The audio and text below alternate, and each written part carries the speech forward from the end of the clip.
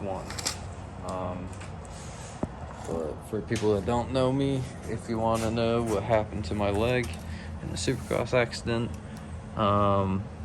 give this video a like and a subscribe, and I'll talk about the plates and screws I have in my leg. Massive plates in my ankle. So if you want to see and hear about the story of how I did this and almost lost my legs, give this video a like and a subscribe, and we'll get in some details and some pictures about my leg. What is going on, guys? So I'm going through the bike today just to make sure everything's all the way it should, everything's all looped up, and I came into my first problem. This dealership built a bike with not a single piece of loop on the bolt, on the axle that goes right through there. That's a good way to blow fucking wheel bearings out. Jeez. Not a single piece of lube. And that is why you go over your bikes when you buy them from a dealership, because you can't trust them.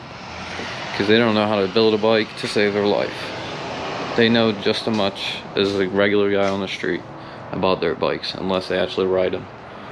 So that's why you go over your bikes. So I wonder if the back wheel's lubed. I'm betting money it's probably not. Good thing I went today, picked up a set and some air filter cleaner, and I got some of the grease. So we should be set and ready to go.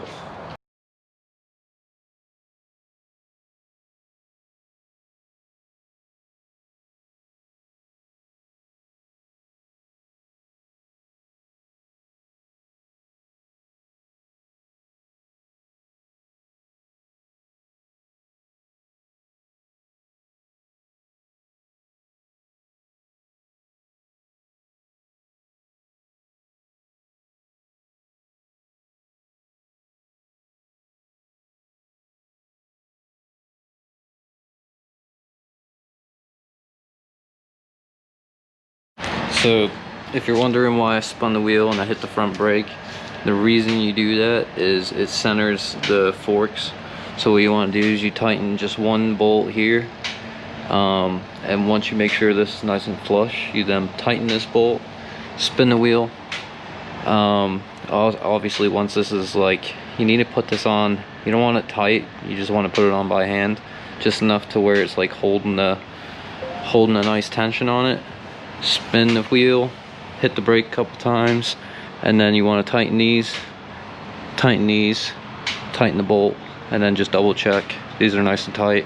Go over the nut one more time just to make sure. And that's how you make sure your forks aren't pulled in too much, and then it won't actually, your forks won't work correctly because it's basically pigeon toeing into the wheel. That's one thing I learned from when doing the Supercross and stuff like that. But yeah, I'm gonna get onto the back wheel now, take the spindle out. Guarantee you it looks like there's no lube whatsoever, so it's terrible. You should never ever build a bike and never lube up the spindles. So let me get to the back. I'll put you back on time lapse.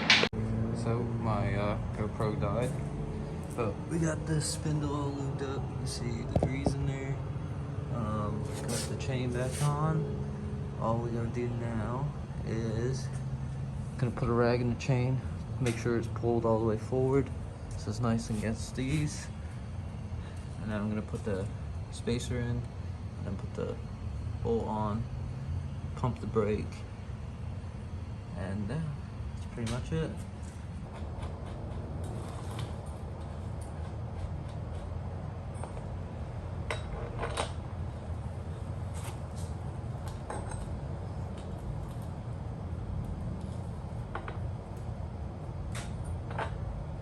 I used to make sure my wheel was tight without over tightening it was I would pull it until the suspension picked up.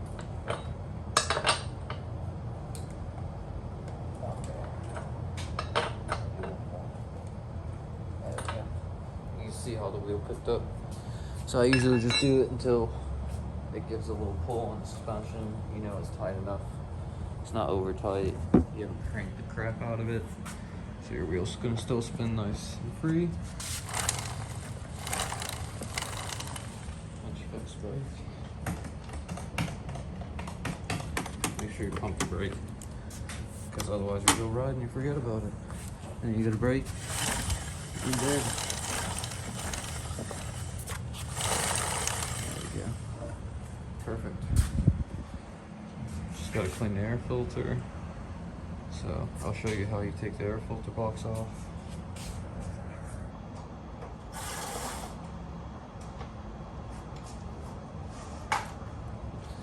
The bolt here. So all you do is, I could probably give you a closer look at it. All you literally do is you pull back on it like that. And as you can see, it has a clip here. And then it also clips right here. It just goes in there, goes in there. And this is what the air filter looks like. It's completely different. Unhooks, which is different. So yeah. Nice. So I'm just gonna give this box a wipe out because I haven't got an air filter cover yet, so I can't wash in there yet. But you can always give it a good wipe. And that's good enough until you can get something going. So let me get in there and get that going. I can put these on time lapse so you can see.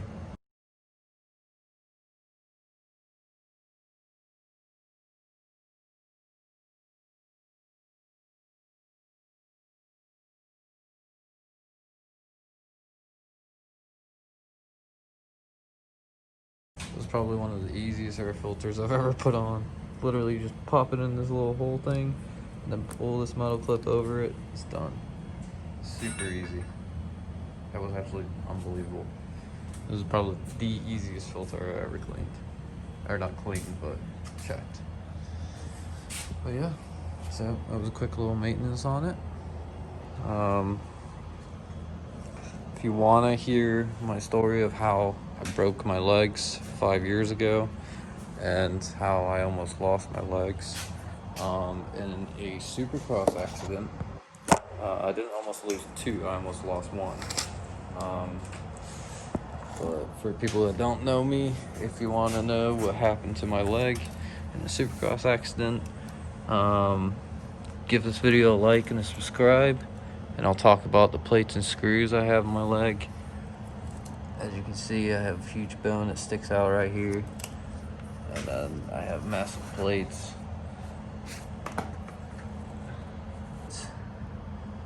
in my ankle. So if you want to see and hear about the story of how I did this and almost lost my legs, give this video a like and a subscribe, and we'll get in some details and some pictures about my leg. Appreciate it. Thank you guys. Like, subscribe. I appreciate you guys for watching. You guys have a good Christmas, and who knows, maybe you wake up and someone would have bought you one of these. But hey, if not, either way, any bike's a bike, and it's just good to get out and ride. So appreciate you guys watching. Give it a like and give it a subscribe, and I'll see you guys on the next one.